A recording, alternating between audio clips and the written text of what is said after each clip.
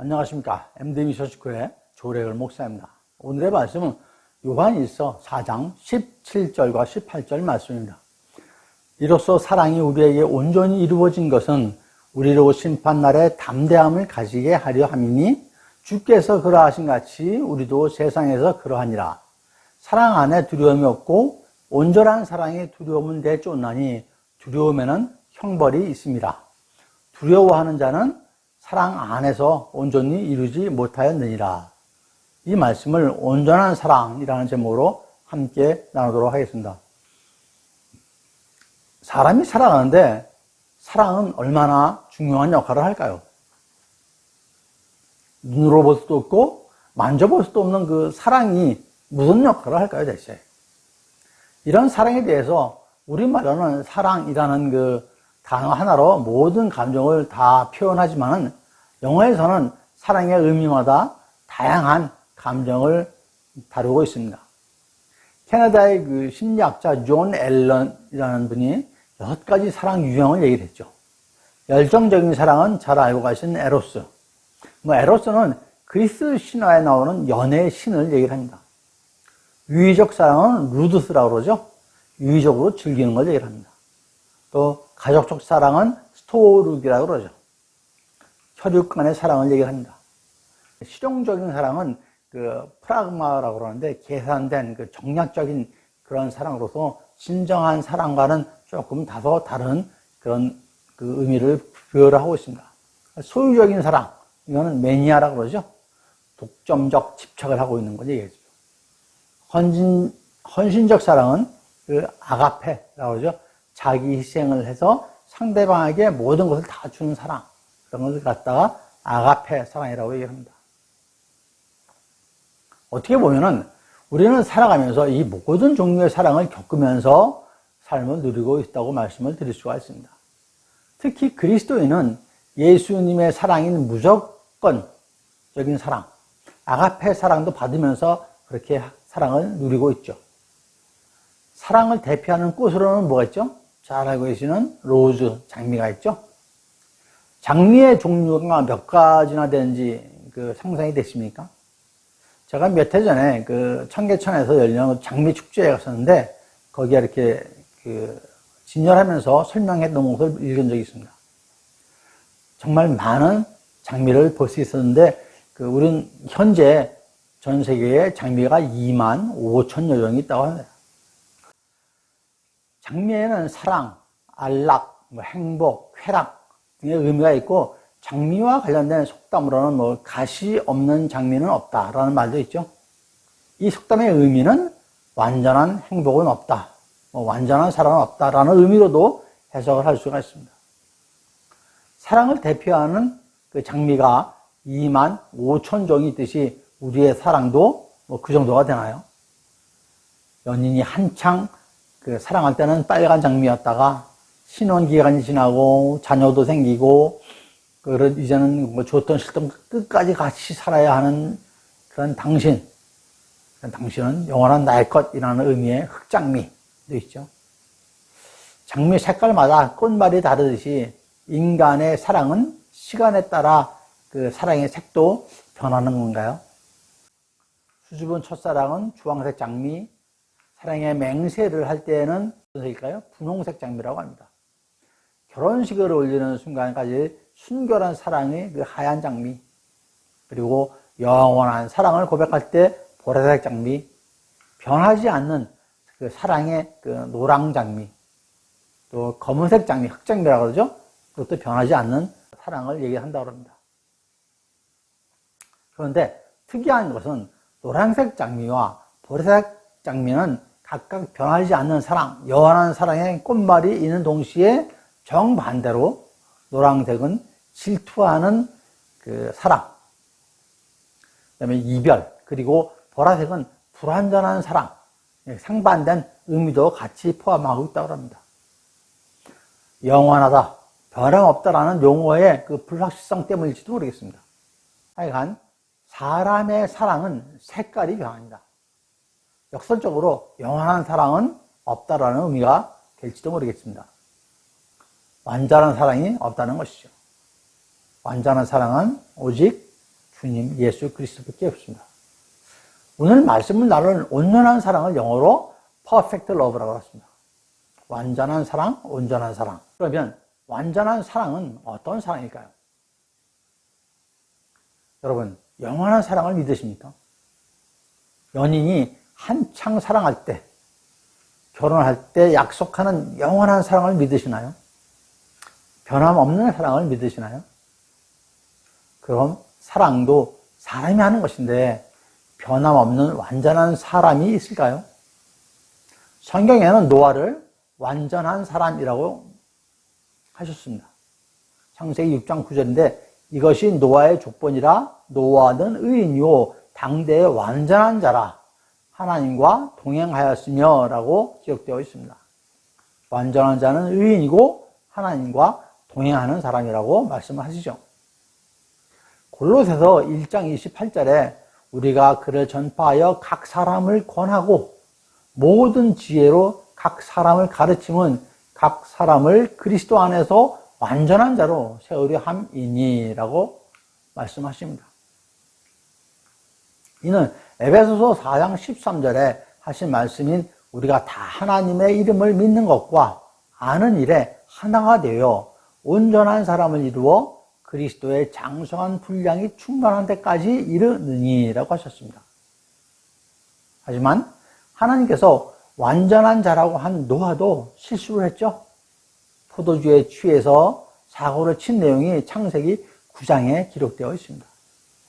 영어 성경에서는 온전하게를 갖다가 blameless, perfect, unity, complete, finish 등 매우 다양하게 번역을 했습니다. 원어적으로는 히브리어로는 타밈, 헬라어로는 카탈리스모스라고 합니다. 텔레이오스라고도 하는데 이런 여러 가지 표현이 원어적으로 사용이 되고 있습니다.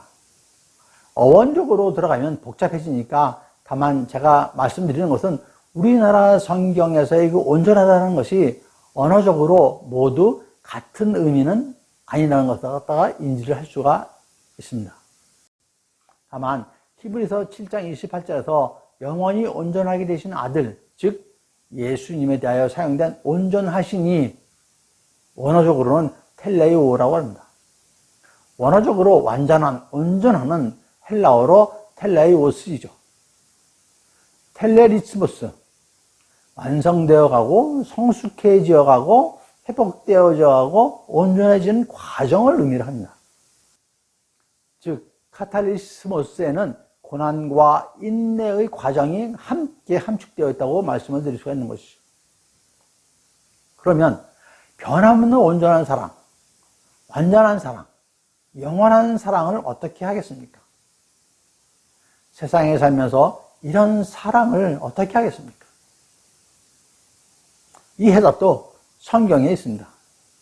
데살로니가 5장 16절과 18절 잘 알고 계시는 항상 기뻐하라, 쉬지 말고 기도하라, 범사에 감사하라고 하셨습니다. 좋은 일이건 나쁜 일이건 항상 기뻐하라고 하십니다. 항상 기도하라고 하십니다. 그러면 항상 감사하게 될 것이라고 그러는 거죠. 또 역으로 감사함으로 기도하고 기뻐하라는 것입니다. 나쁜 일에 어찌 좋지 않은 일에 어찌 감사하고 기뻐할 수 있겠습니까? 지금 나의 관점에서는 나쁠지라도 하나님의 관점에서 생각하면 영광의 길로 인도하시기 때문인 것이죠. 로마서 8장 18절 말씀에 생각하건대 현재의 고난은 장차 우리에게 나타날 영광과 비교할 수 없도다라는 기록이 있습니다. 그러니 항상 기뻐하라고 하시는 것이죠. 지금은 힘들고 어렵지만 장차 있을 일을 생각하며 이겨내고 기뻐할 수 있는 것입니다. 그러므로 항상 기뻐하고 감사할 수 있는 것이죠.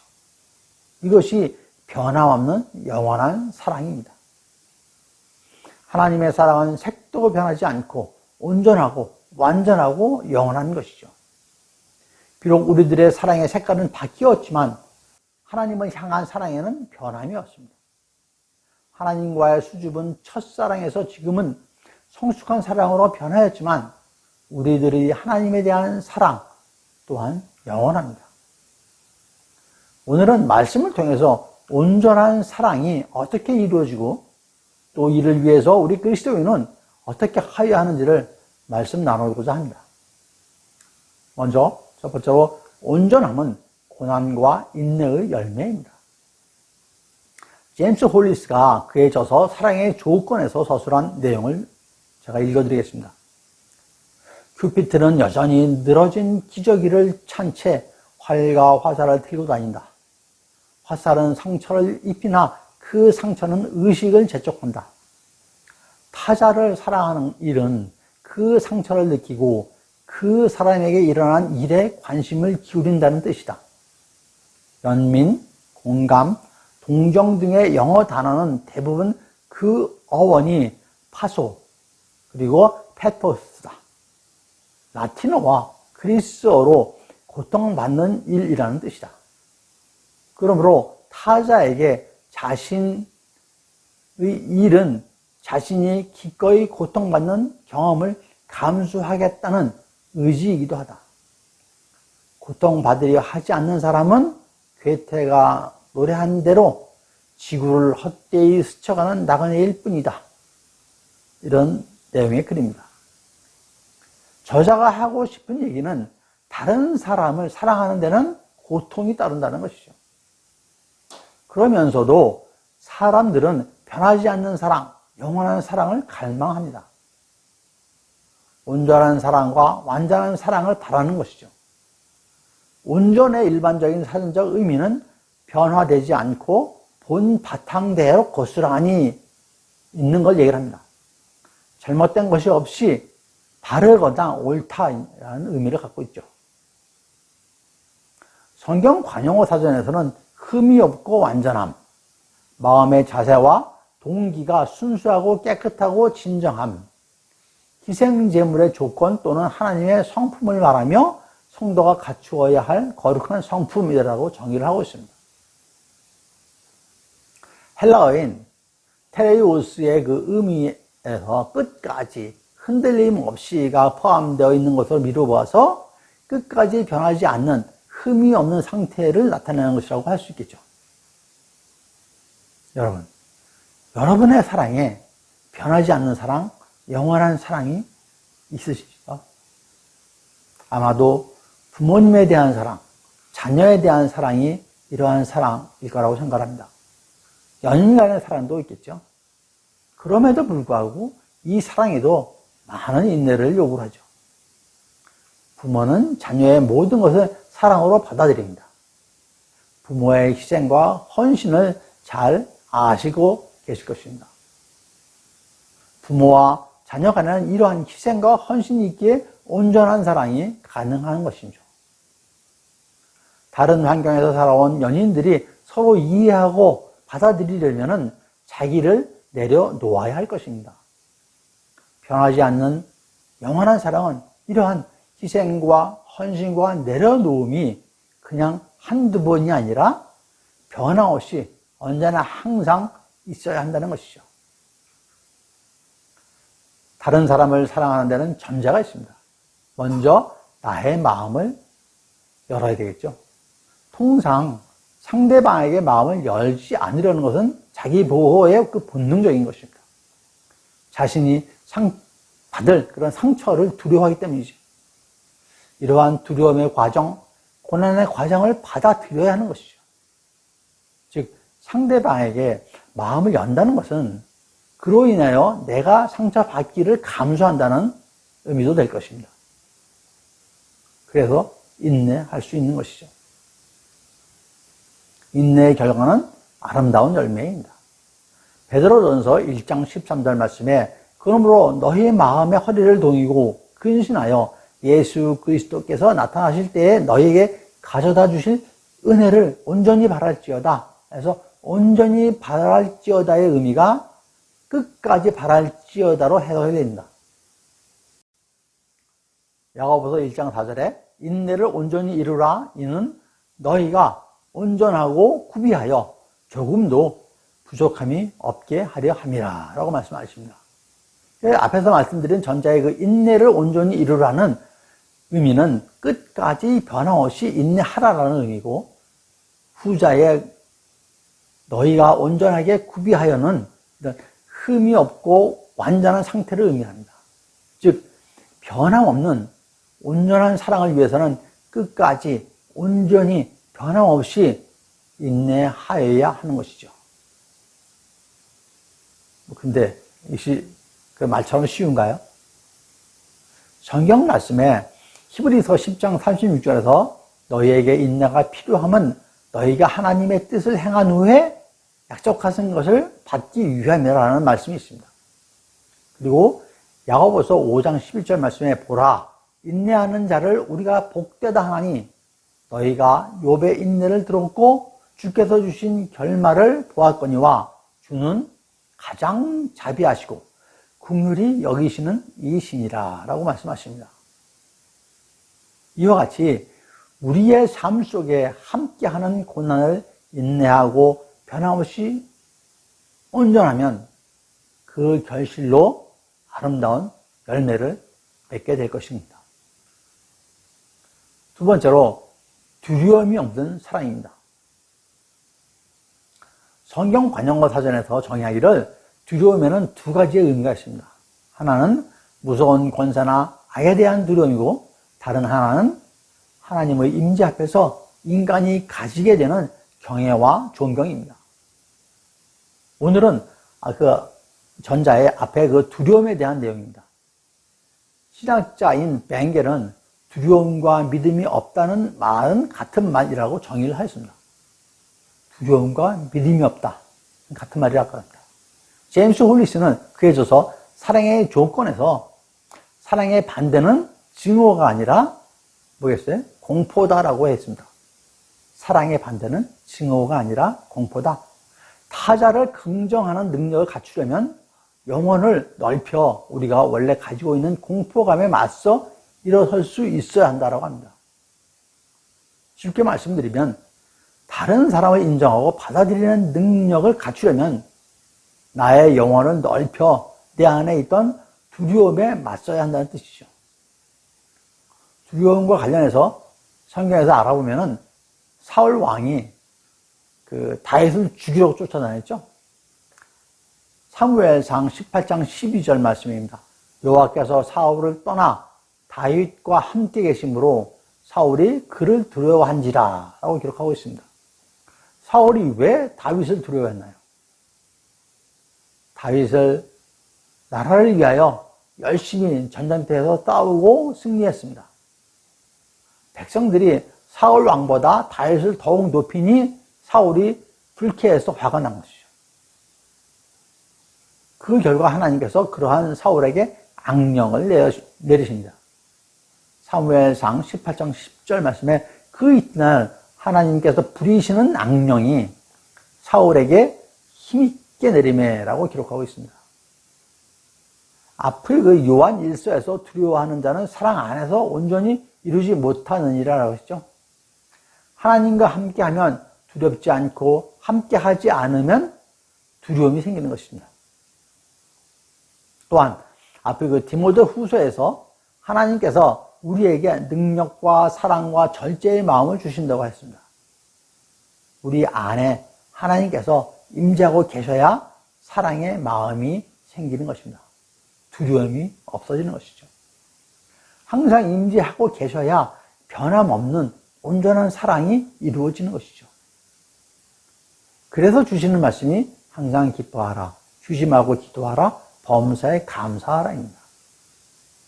요한일서 4장 18절 말씀에 사랑 안에 두려움이 없고 온전한 사랑이 두려움을 내쫓나니 두려움에는 형벌이 있음이라 두려워하는 자는 사랑 안에서 온전히 이루지 못하느니라 라고 본문 때 말씀하셨죠.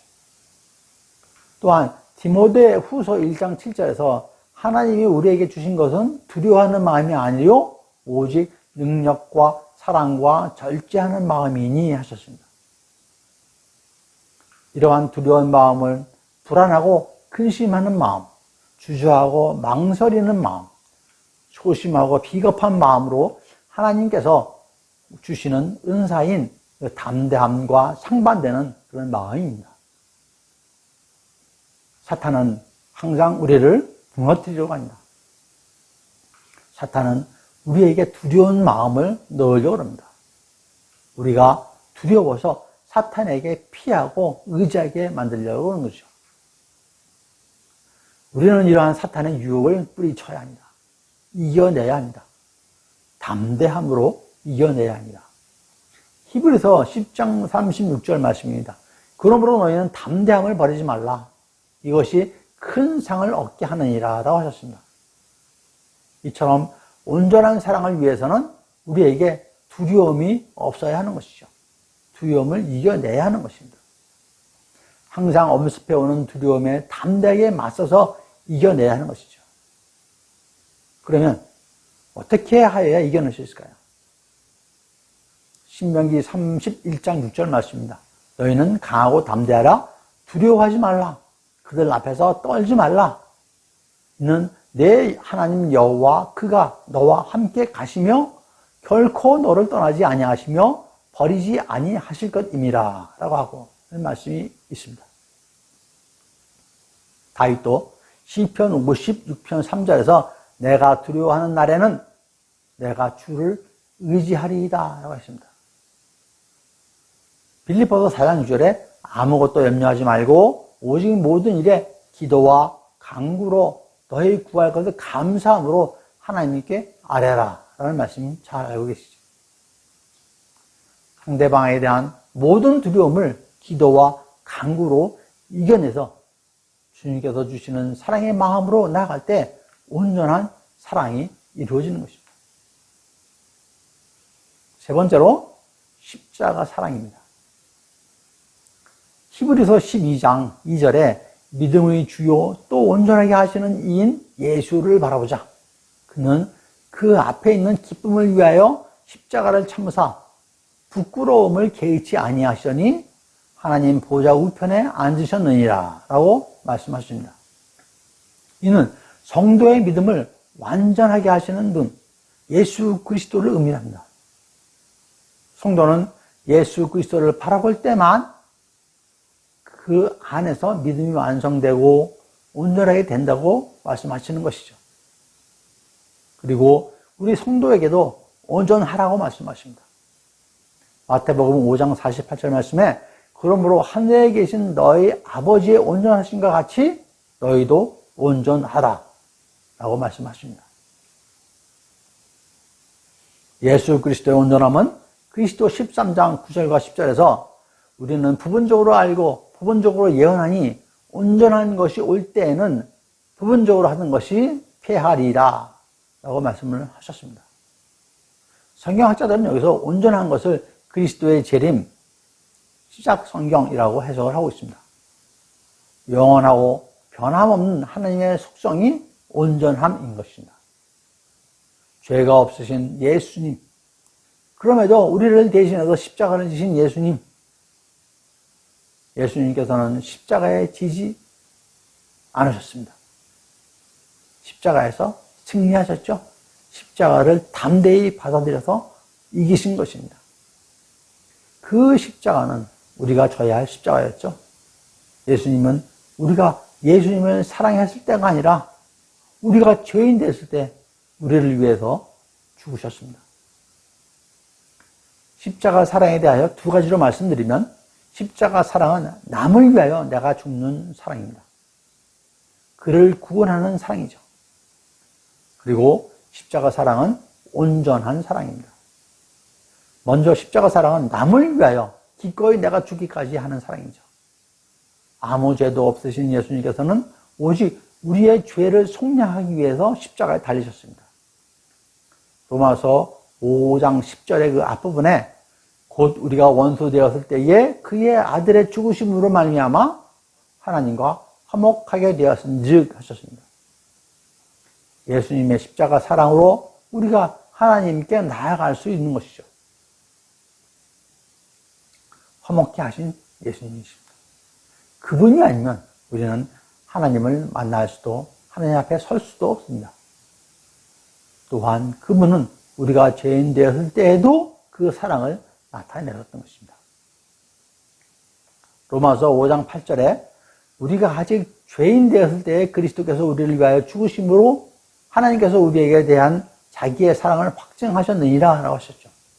죄인 되었을 때란 아무도 도와줄 수가 없고 이제 남은 것은 재판장의 형량 선고만 남아있는 절망적인 상황에서 주님께서는 우리는 죄인이 아니라 의인이다 라고 하셨습니다. 두 번째로 십자가 사랑은 구원의 사랑입니다. 로마서 5장 10절의 그 뒷부분에 화목하게 된 자로서는 더욱 그의 살아나심으로 말미암아 구원을 받을 것이니라 라고 말씀하십니다. 요한복음 3장 1절에 하나님이 세상을 이처럼 사랑하사 독생자를 주셨으니 이는 저를 믿는 자마다 멸망치 않고 영생을 얻게 하려 하심이라 하는 말씀이죠.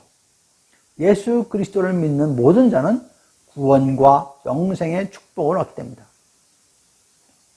그분이 화목제물이 되시고 우리를 속량하시고 구원하셨던 것이죠. 오직 그분의 사랑, 십자가 사랑인 것입니다. 예수님께서는 경건하지 않은 자를 위하여 죽으시고 경건하지 않은 자를 구원하셨죠. 그분의 십자가에 못 박혀 죽으시고 부활하신 사랑이 없었다면 우리는 죽은 자입니다. 히브리서 5장 8절과 9절 말씀에 그가 아들이면서도 받으신 고난으로 순종함을 배워서 온전하게 되셨은 즉 자기에게 순종하는 모든 자에게 영원한 구원이 되시고 라고 말씀하십니다. 여러분, 예수님의 온전한 사랑은 십자가 사랑으로 완성하셨습니다. 그러면 우리들의 온전한 사랑은 무엇으로 어떻게 완성할까요? 사랑은 가슴만이 아니라 머리로 상대방을 이해하는 과정도 포함됩니다. 어떠한 상황에서도 상대방이 곁에 있겠다는 의지도 포함합니다. 이것이 가슴의 사랑과 엮여서 비로소 완전한 사랑이 되는 것이죠. 온전한 사랑은 머리만으로, 가슴만으로 하는 것이 아니라 온 몸과 온 마음으로 하는 것입니다. 이럴 때 사랑이, 온전한 사랑이 완성될 것이라고 이루어 짐작합니다. 오늘의 말씀을 정리를 하겠습니다. 요한복음 13장 34절에 새 계명을 너에게 주노니 서로 사랑하라. 내가 너희를 사랑한 것 같이 너희도 서로 사랑하라 하셨고, 레위기 11장 45절에서도 나는 너희의 하나님이 되려고 너희를 애굽 땅에서 인도하여 낸 여호와라. 내가 거룩하니 너희도 거룩할지어다 라고 하셨죠. 마찬가지로 마태복음 5장 48절에서 그러므로 하늘에 계신 너희 아버지의 온전하신 것 같이 너희도 온전하라 라고 하십니다. 여러분, 사랑하라, 거룩하라, 온전하라 모두 명령어죠. 이는 하나님의 명령입니다. 우리가 사랑하라, 거룩하라라는 건 잘 알고 있는데 거기에 온전하라라는 명령도 하셨습니다. 하나님의 온전하신 사랑으로 다시 태어난 우리들은 하나님의 온전한 사랑을 이루어야 할 것입니다. 온전해지기 위해서는 모든 환경을 끝까지 인내하고 이겨내야 합니다. 거센 비바람과 폭풍우가 불더라도 온전히 이겨내야 하는 것이죠. 그래야 온전해집니다. 두려워하지 말고 담대히 이겨내야 합니다. 끝까지 담대해야 합니다. 지지 말아야 합니다. 그것이 예수님의 온전한 십자가 사랑입니다. 여러분 모두에게 주님의 온전한 십자가 사랑이 충만하시기를 축원드립니다.